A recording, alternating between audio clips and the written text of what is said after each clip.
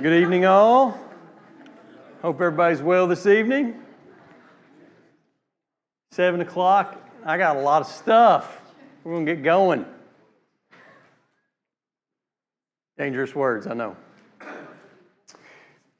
Mr. Harris has some additional copies of tonight's lesson in the back. He'd be happy to bring those to you. If you need one tonight, raise your hand. He'd be happy to bring it to you. We are going to just touch on the end of lesson 17, and then we'll try to get through lesson 18 tonight. There are a couple of leftover things that I wanted to touch on. Lesson 17 will be in Galatians 4 to begin, in the end of Galatians 4.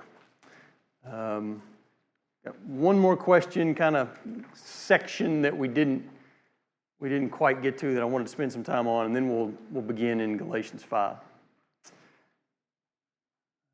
Appreciate everybody taking the time to be with us tonight.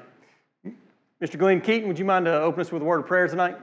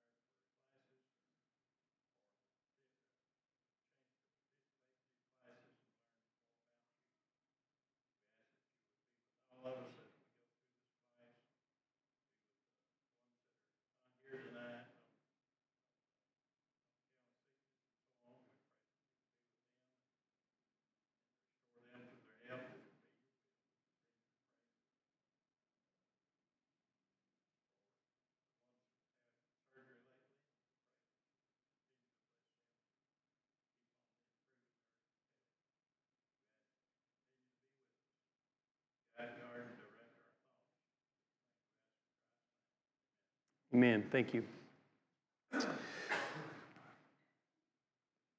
So in studying the book of Galatians this quarter, and largely, if we were to kind of sum up everything we've done in 2 months plus, Paul is warning the Galatians about the dangers of returning to the old law. We've talked about there's an application for us. That's the immediate context, and we got to understand all the things that go into that, but there is an application for us about how can we turn God's grace into a checklist of laws today and thus kind of end up just in the same spot, nullify grace. And so that's kind of the big picture of what Paul is talking about, and he makes this allegory in Galatians chapter 4, and we talked about this and all the aspects of the allegory, the comparison between Sarah and Hagar on Sunday. And I only put that up there because if you didn't have a chance to review that or review that thoroughly, put it back up for your use. We talked about a lot of different aspects of that. One that we didn't spend a ton of time on was this idea in verse 26, Galatians 4 and verse 26, the Jerusalem above is free and she is our mother. And one of the questions in our book, what makes that passage, that's a very obscure question, what makes that passage significant? So let's start with this. Any questions or leftover thoughts or comments about the comparison of Sarah and Hagar before we move on from that? I will say Jonathan Absher, on his way out, made a poignant comment. It seemed like all the good comments come as I'm walking out. Maybe I talk too much, and that's the only time somebody gets a word in. But he said, on Sinai, it was as if God was trying to instill physical fear into a physical nation, that he was giving a physical law. And so I thought that was really telling. And so if we're a spiritual nation getting a spiritual law, we saw something much more spiritual happen on Calvary.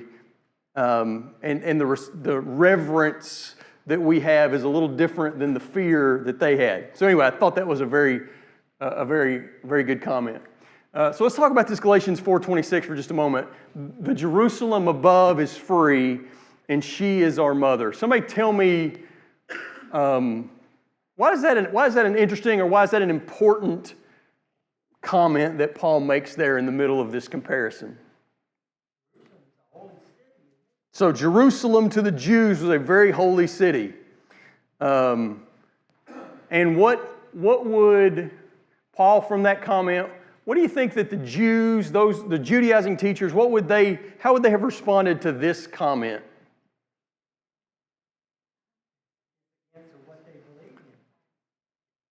It highlights the contrast between thank you, Ms. Carroll. It highlights the contrast between the concentration and the commitment to the physical versus the spiritual. Because what does he say about physical Jerusalem in the same context? We talked about it last class. What does he say about physical Jerusalem there in Galatians chapter 4? Slavery.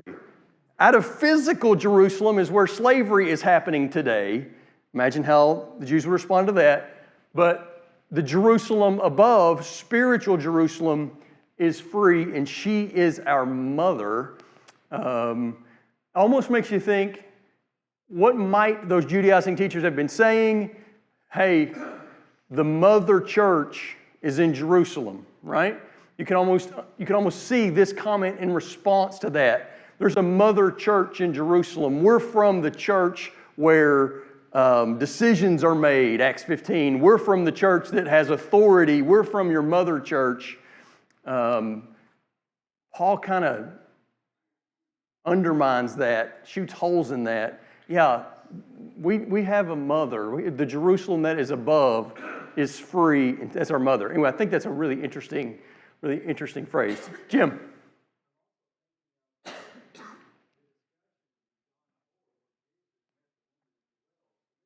Yes.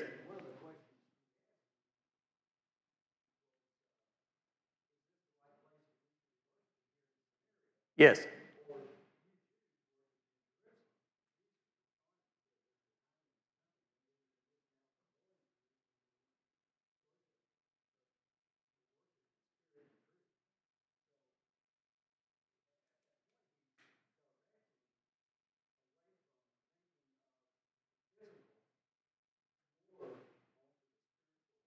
Yes.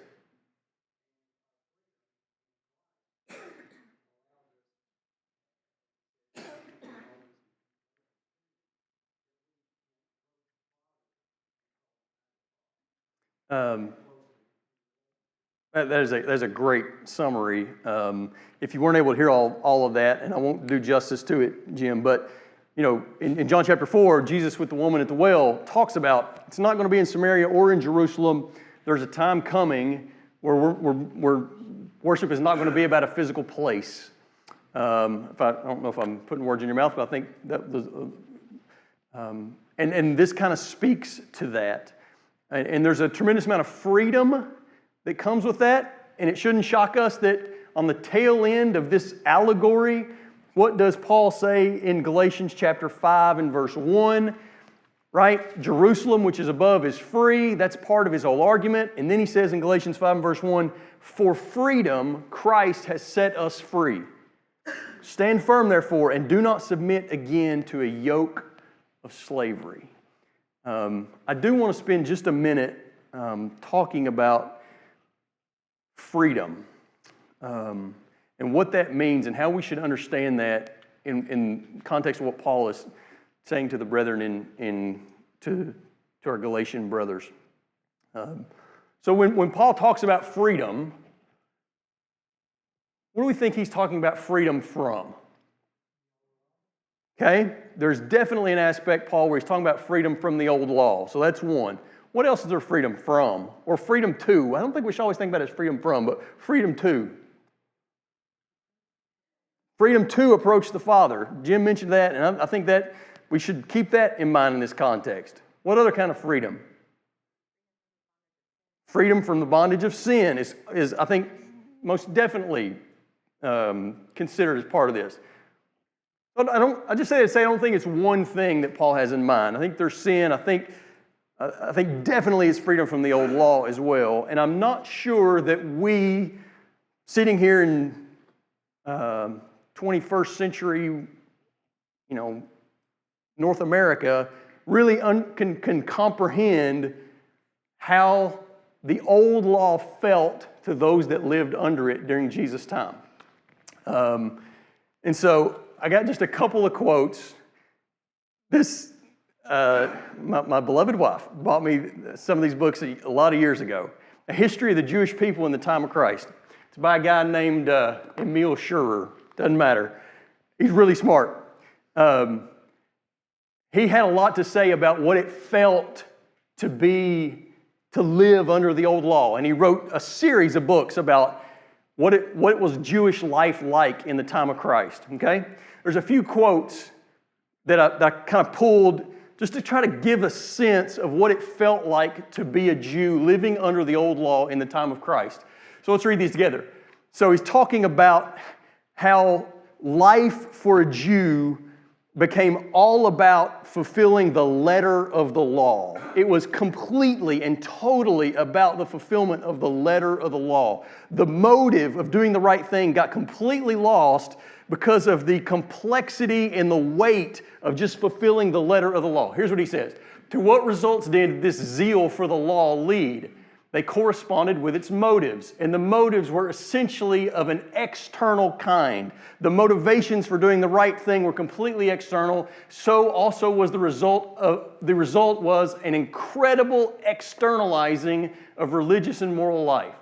This result was indeed inevitable once religion was made into law, that indeed in such wise all religion was made to consist in nothing else than in the strictest obedience to the law. Everything in religious life, there was no consideration of matters of the heart or matters of motive or it was completely externalized into fulfilling of the law. A couple more. I know these are lengthy, and I may be the only one in the room that thinks they're interesting, but humor me for the next 3 minutes. The most conspicuous proof of this is furnished by the marvelous labors of the Pharisaic scribes. Jewish law became in their hands a widely ramified science. They cut up the law into thousands upon thousands of single commands, and thus, as far as in them lay, set up a rule for the direction of every conceivable case of practical life. All free moral action is now completely crushed under the burden of numberless separate statutory requirements. In every department of life, action no longer proceeds from an inward motive, is no longer the free manifestation of moral disposition, but results from the external constraint of the statutory requirement. In other words, any sense of grace, any sense of morality is just crushed when every moment all you're thinking about is how to keep 45,000 separate laws in their complexity that the tradition had built upon the old law. Here, as an example, talking about don't work, that simple command, do no work on the Sabbath. Here's what he said about that command. Of course, the rabbis could not rest satisfied with this simple prohibition, don't work on the Sabbath.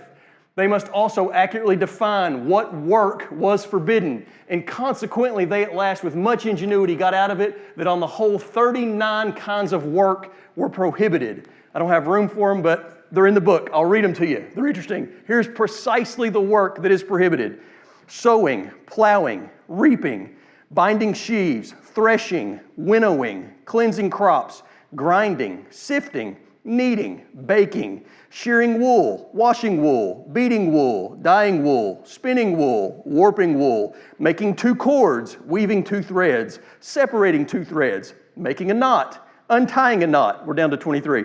Sewing 2 stitches, tearing 2 stitches, catching a deer, killing a deer, skinning a deer, salting a deer, preparing a deer, scraping the hair off the skin of a deer, cutting up any animal, writing 2 letters, blotting out for the purpose of writing 2 letters, building, pulling down, putting out a fire, lighting a fire, beating something with a hammer, and carrying something from one house to another. Those were specifically the 39 different kinds of work that they had determined obviously fell from the command, don't work on the Sabbath.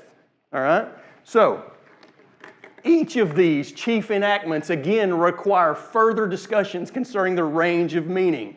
The bulk, so just on the one of you can't carry something from one house to another, that had to be further defined about what you were allowed to carry and what you weren't.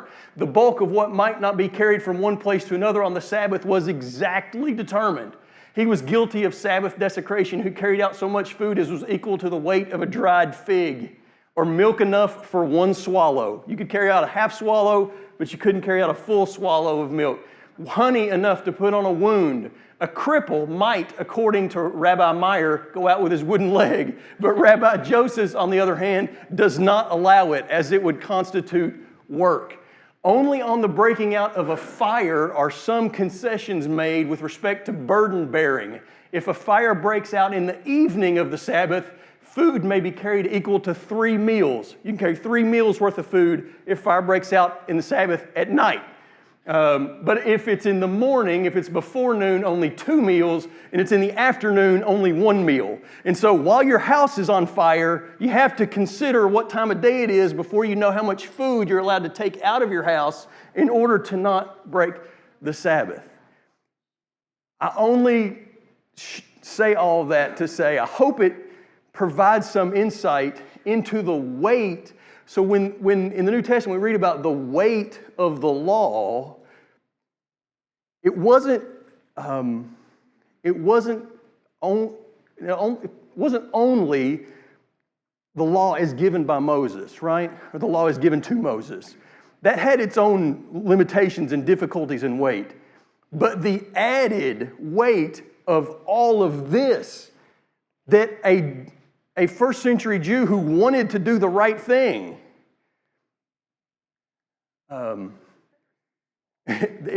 the building of this complex system of laws in order to prove oneself righteous. Does it make more sense that Peter would say in Acts 15 in regard to trying to hold the old law on the Gentiles? Why are you putting God to the test by placing on the neck of the disciples a yoke that neither our ancestors nor we have been able to bear? I think that helps me contextualize that a little bit. It helps me understand a little bit about when Paul says, do you understand the freedom that is in Christ? Well, Michael, he also points out several times, mainly discussing circumcision, he says you have to go back and obey all the law. So that's chapter 5 and verse 4, right? Or maybe 3. Chapter 5 and verse 3, every man who accepts circumcision is obligated to keep the whole law. Why do you want to put yourself under that weight again? And so how does that compare to the law that we're under? Think about, this is just one example. And by the way, I think Paul, in a roundabout way, gives an example of this also in chapter 5, and he gets down to verse 14. The whole law is fulfilled in one word: love your neighbor as yourself. How many individual commands do you think we could find in Leviticus about how to treat one another? Under what circumstances and depending on your relationship to this person and what's going on. Dozens of individual commands about how to treat someone. And then the rabbis would have added hundreds of stipulations to every one of those dozens of commands about how to treat someone. And Jesus says the whole law is fulfilled in one command: love your neighbor as yourself. If we were to know how we were to give in the Old Testament, I went down a little rabbit hole trying to show that example. The Levitical laws and regulations about giving are incredibly complex, about free will offerings and vow offerings, and if you vow but then you decide you want to redeem it, what's it worth? And it just gets incredibly complex. Go to Leviticus 27. I couldn't even see through it. I'm relatively intelligent. I couldn't see through it. And whereas Paul says, let each man give as he's purposed in his heart, not under compulsion, but willingly. That comparison, I hope, gives us some insight into what freedom from the law means. So anyway, I didn't mean to filibuster there. I just think that understanding what freedom from the law really meant to someone who was trying to live under it is really important. And maybe that these Galatian Gentiles didn't really get it. They hadn't truly lived under the weight of trying to follow all those laws. So they didn't really get it. And Paul was trying to make that point to them. Okay. Thoughts, comments, or questions before we move on to Galatians 5? Laugh at that, but if living under the gospel starts to feel like a heavy burden, that's a sign that something's off, because Jesus said, "My yoke is easy, my burden is light," which is even more profound in light of the things that you read. But if we talked a couple classes ago about having, fences for your own family, for your own church, start to bind things like that on other people, that comes back to loving them. If we're going to put them in some kind of bondage, or if for ourselves, following Jesus starts to feel like this heavy burden that we can't do, that's a sign that we need to get back to the gospel. So Terry would note that if Christianity feels like that, we've probably lost our way.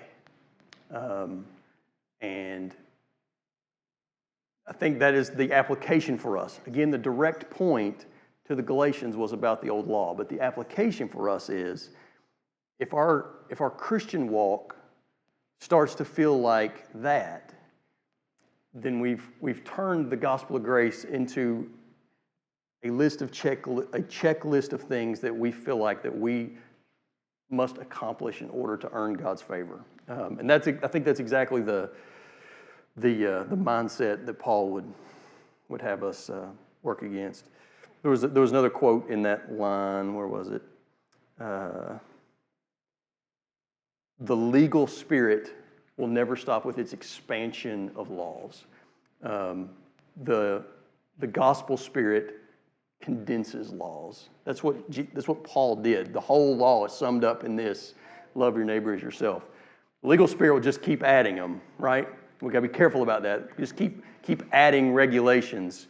Now again, keep them for yourself, keep them for your family. But when we start adding regulations to the world around us, where Jesus leaves those things to our heart, anyway, would have that for your consideration. That's what God desires, is the commitment of our heart, but it's a lot easier to checklist than commitment with the heart. The problem with Christianity is that we desperately want something we can measure, and that our hearts are what are being. Now, there are outward signs. It's not that there are not outward signs, but we desperately want something we can measure. How can you prove to me? Give me some kind of weight or some kind of measurement that you can prove how Christianity has changed you. That's really, really difficult. And we want that. We want some kind of list. Once I do these things, then I'm sure I'm okay. It's just not how it works. Okay. Sorry, filibustered. Thoughts, comments? Roger? Looked at it, prophecy, Isaiah chapter 54. I have not. Please. And I would just encourage everybody to put that in Okay. because he deals with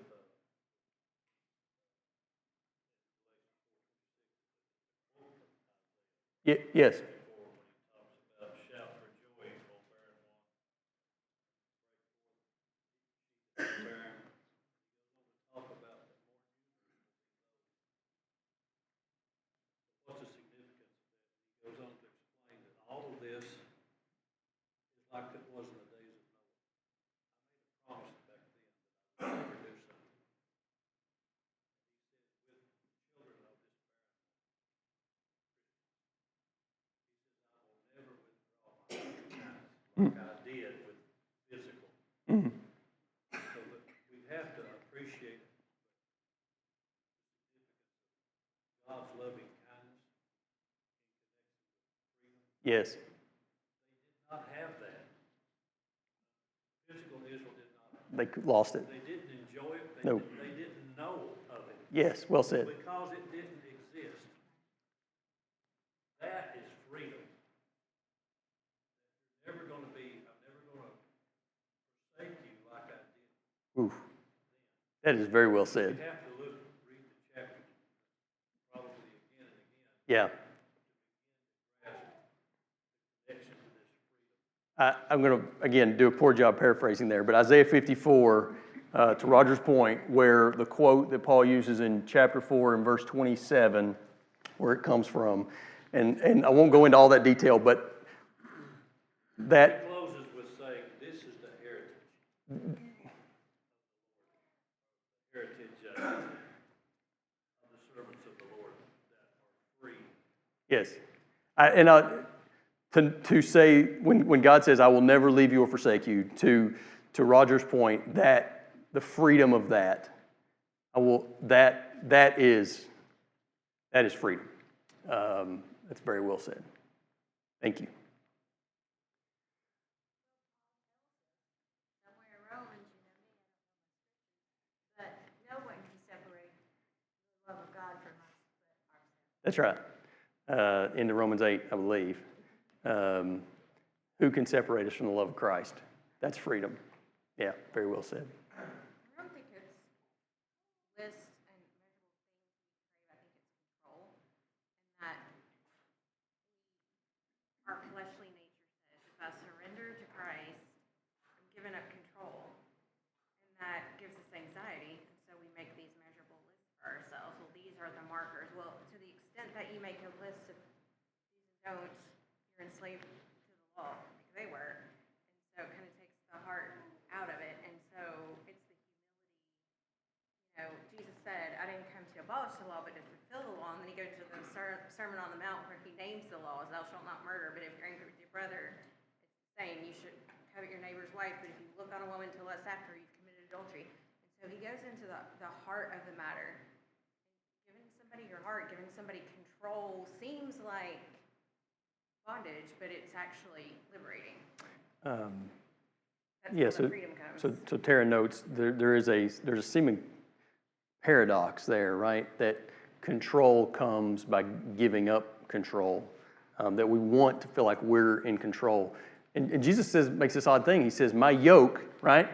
Peter said we weren't able to handle the yoke of the old law, but Jesus says, my yoke is easy. Like, it's going to be a yoke. He doesn't say it's not, but it's just of a different type altogether. Anyway, what that's worth. Brad. So these teachers would have to be under this law as well, right? Say it one more time. They have to follow, you guys and teachers have to follow all this stuff as well, right? They did their best. So why would they not want to be lifted of that? What's the motivation? Is it purely self? Great question. There's some genuine, I don't know if we know the answer to this. Would there be some genuineness in, I want to keep this? No, I think it's a great question. What were the motives of those who wanted to hold? Why didn't they want this? To kind of read into your question a little bit. What were the motives of those who wanted to hold these laws?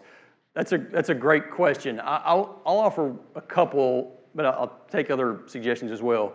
One is, it's a really hard thing to give up your culture, right? This was not just religion for them. This was their life. This is what they grew up. This was their nation and their religion were so intertwined. It felt like giving up their culture, saying that their culture wasn't valuable, or at least that's how it felt. I think is one part of it. And maybe another part is, to the Galatians, one thing the old law does is it does instill discipline, right?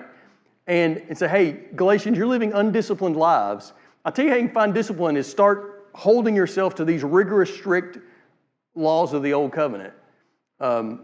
So I don't know that it's fair necessarily to ascribe purely like false and evil motives to these guys. It could have been that some of it was genuine. They were trying to say, hey, we know how you pagans have been living with sexual immorality and lack of moral clarity. The old law can provide that. Like, it'll provide really bright lines on instilling discipline. So could there have been some of that?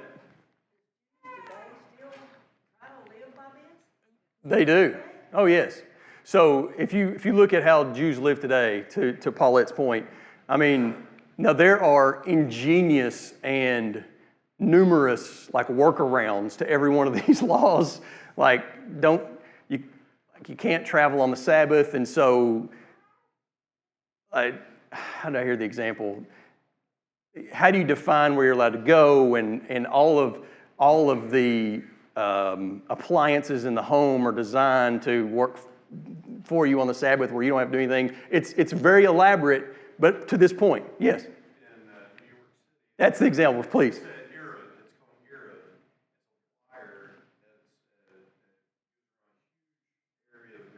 A physical wire around Manhattan. And it is used to define the boundaries of the home.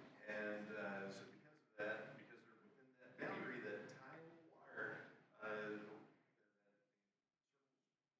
part of Manhattan, that allows them to be able to travel freely. They have defined their home as inside of that wire, and so they can travel freely, not burden bearing on the Sabbath. They can do so. There's a lot of really wild and ingenious ways to work around these laws, but the other thing I would say that is largely your average Jew is no more committed than your average Christian, and so it's not.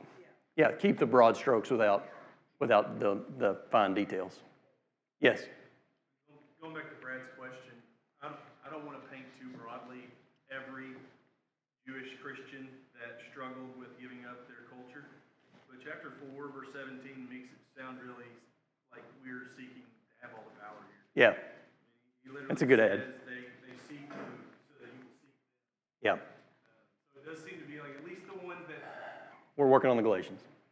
Yeah. At least the ones that he's addressing. Yeah. No, that's a really good ad. And Brad, I don't know if you heard that, but chapter 4, verse 17, there is some desire. If the old law is still important, then Jewish Christians are still important, right? And so they have some elevated status if the old law is still important. And I think that, paraphrase, but broadly the point of that verse. Thank you. Cody. So I just read this one the other day.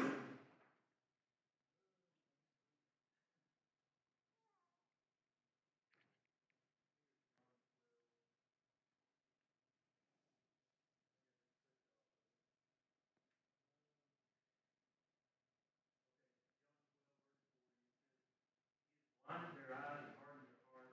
They see with their eyes and understand with their heart.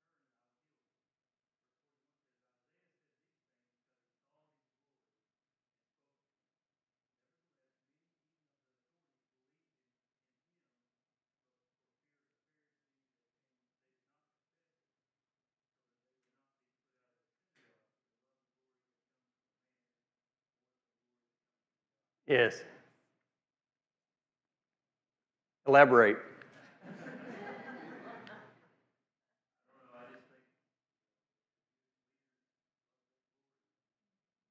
Something about being elevated. I think that's a great add to that. The vision they had of the Messiah was a physical king to rescue them from Sure. Rome. And so if you think about it in that context, the king's coming. If we keep his laws and when he comes into his power, we'll be higher up in the kingdom. It's going back to that physical mindset, all about not that their motives were necessarily insincere on purpose, but just completely misguided in the whole idea of what the Messiah was going to mean for them. And I will, misguided about what the Messiah would mean was Tara's point, and their motives became impure because what they saw was a physical kingdom coming, and so they were externally motivated to do things to get an external reward. I would just add, and I think this was part of the quote that was on the screen a minute ago, if we are motivated only to the extent that we are going to be rewarded, it's very easy to fall into the same trap. If our desire to do the right thing is only to the extent that we can see external rewards coming and not to the extent motivated by love and gratitude for what has been done for us, that's a very different, one is done out of kind of obligation and fear, and the other is done out of gratitude and love. Those are very different motivators. So would add that to the. To sum up, love your neighbor as yourself. Yes. Absolutely. Well said. Yes.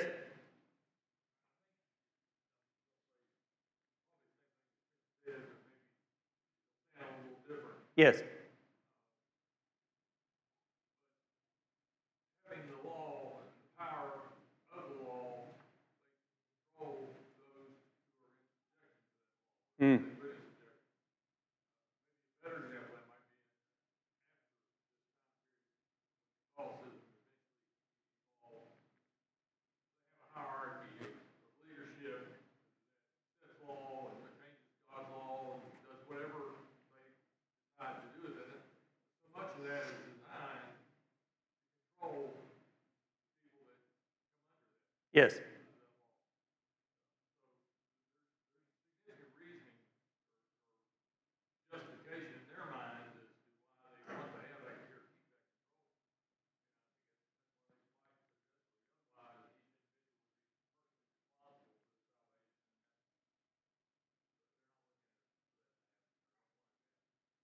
Very good point. Thank you.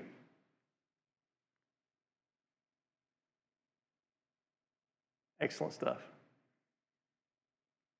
First verse of this class is Galatians 5 and verse 2. So let's go there briefly. Paul makes this really odd comment if you just take it out of context.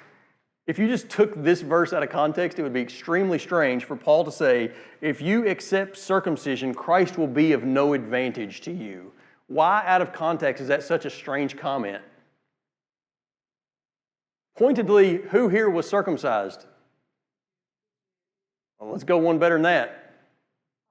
The author. Paul, a circumcised person, said, if you accept circumcision, Christ will be of no advantage to you. Again, out of context, that's a really odd thing to say. He's talking to the Gentiles, no question. So how can he say in this context that if they accept circumcision, Christ is of no advantage to them? By the way,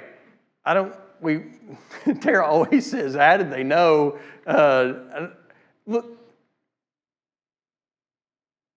why did circumcision become such a divisive issue is question number one. We'll put a pin in that question. But Ms. Carroll, you were getting ready to comment on how, in what way was it going to be of no advantage to these Gentiles? They were going back to the old law, that their works would hopefully get them righteousness. Yes. Instead of coming to the new law Yes. through Christ. They were going back to this. So it's circumcision plus everything else. So, and Paul makes that point in verse 3. Can't pick and choose here. If you accept circumcision, you're going to go back under this yoke that was unbearable for everyone. It was. That they did, that they tried to put on everybody else. That's right. That's right. To be acceptable. I think that's the right word. And it was, circumcision in a lot of ways was shorthand for keeping the old law, right? It was the symbol of the covenant. And then rightfully so, Genesis 17. It was the symbol. That's what God said. This is the sign of the covenant that I give to Abraham. And you can almost see these Judaizing teachers saying, hey, if Paul is telling you that you're a child of Abraham, and Paul's made that point, then the sign of the covenant to Abraham is circumcision. It says it right there in Genesis 17. Roger. I don't know whether you got this. I know it's hard for us to know exactly the mindset of the Jews. What I'm gathering from it, controversial. Yeah, but most part, it was associated with justification. Circumcised, Yes. but if you go back, Paul knows, and he's trying to get everybody to see, Abraham was not justified because he got circumcised. The circumcision Abraham received was a sign that he was already justified by faith. That's the message Paul's trying to get along. controversial, as I understood it, because they're thinking you can't be justified until you are. Yes. You'll never be justified unless you submit to physical circumcision. Paul is saying Abraham was justified by faith. The circumcision was a sign that he was. Yeah, Roger, I think that's very well said. And I think the order, again, go back to Genesis, the promises and the covenant, God keeping the covenants in Genesis 15, 2 chapters later, in Genesis 17, the sign of the covenant of circumcision is given. Aaron. Romans' commentary, yes. Please.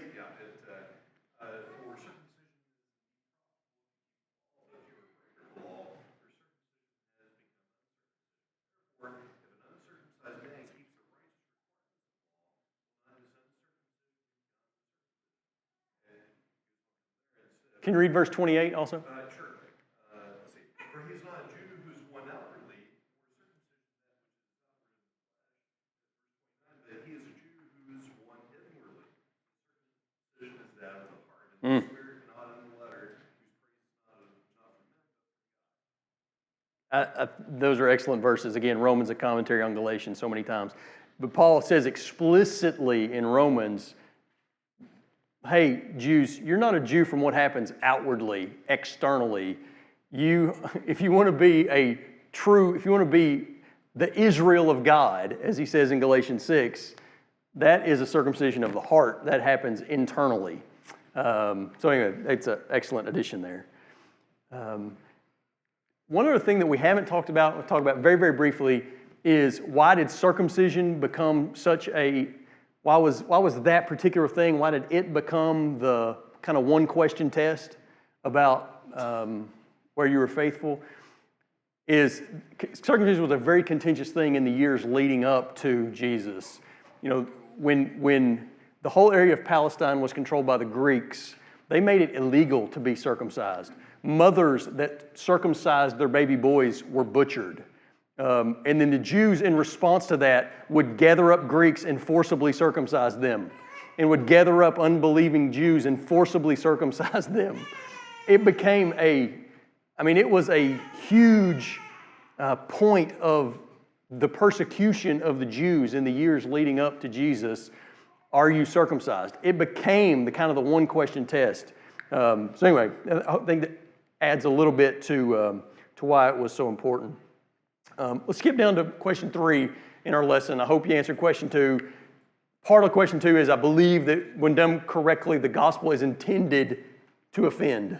I think that's what Paul says. If we take away the offense of the cross, we've lost it. The gospel is intended to offend. What does that mean? We'll leave that to you. Question 3, how can freedom become an opportunity to serve the flesh? Paul says, don't let your freedom become an opportunity to serve the flesh. How could that happen? How does freedom become an opportunity to serve the flesh? We don't have these constraints anymore. We'll just run wild, right? And grace will cover it, right? Where does Paul talk about that? In Romans. There we go. Shocker. Romans 6, right? What should we say then? Should we go on sinning that grace may abound? May it never be, right? But you can see the mindset. And I think many times we're scared of the mindset. We fear if we really believe this grace thing, then everybody's just going to go nuts. Like there won't be no discipline anymore if we really believe this grace thing. And Paul would say instead, if we are truly converting, Spirit-led, grace-filled people, they're going to obey out of gratitude and love and not out of fear and obligation. But if we don't, why did Paul even have to write Romans 6 and verse 1? It's because people understood grace. They understood that part of it well enough that he had to say, right, that he felt he had to write, you can't just do whatever you want. You can't just go on sinning and grace will cover it all. But the only reason he even has to write that, the only reason that verse is even necessary is if he was preaching grace to the extent that it became necessary. Anyway. Last word. Yes, it is. You put about discipline and the old law being discipline. Yes. You know, it takes a lot of discipline, having freedom, and still put away from the flesh. That's an excellent point. So there is a discipline, but it's internally regulated and not externally. And I think that's a key point. That's a really good way to put it. It takes a lot of discipline to not have the law and to still be morally grounded, but it's an internally regulated discipline, not one that's put on by constraints of the law. All great stuff tonight. Thank you for your comments. Lesson 19 on Sunday.